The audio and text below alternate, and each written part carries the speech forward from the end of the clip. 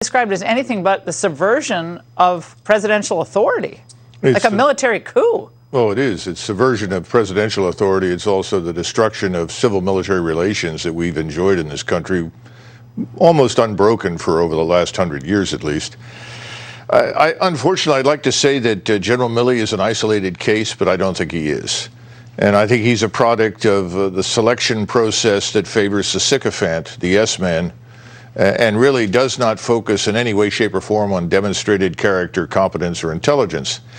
But we've now made another step over the last 20 years from just picking sycophants to actually insisting that the sycophants, the yes-men, assimilate and internalize this wokeism and all of these bad policies that are currently destroying the military establishment. And he is the perfect example of it. I just think he decided that his future is aligned with, you keep calling it the deep state, I just call it the military-industrial congressional complex.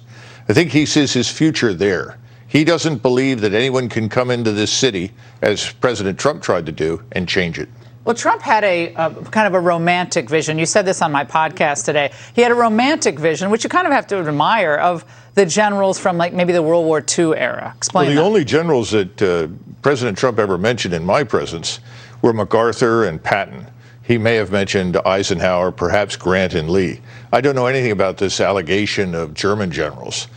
I think he thought that he was dealing with men in uniform who were of the same character and cut as those men that I just mentioned, MacArthur and Patton and Eisenhower. And obviously that's not the case at all. There's no integrity. There's no understanding of their duty. I can't imagine any general officer coming out of the Oval Office and then picking up the phone and talking to a journalist about what he discussed with the president. Marshall never did it. I don't know of any chiefs of staff who behaved in that way. But it's all to burnish his credentials going forward, whether he's on the board of a defense contractor or another corporate board. This is laying the path for Milley, not for America. Precisely. America be damned, frankly. And, we have too many of these people. And someone has got to get in there and change it. The Republicans have got to defund the nonsense in the military and not just fall back on the, oh, we love our troops. Of course we love our troops.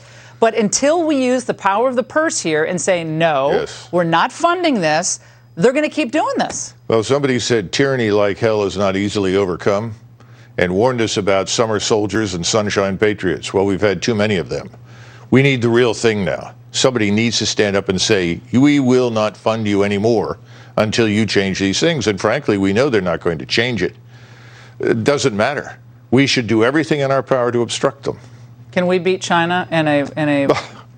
Listen, I don't think we could really fight our way out of a wet paper bag right now. We're a mess. The armed forces are probably in the worst shape that I remember since the 70s. Colonel McGregor, this is a sobering conversation, but we need to have it, and everybody needs to know what's at stake. Thank you. Sure. And stay there because we have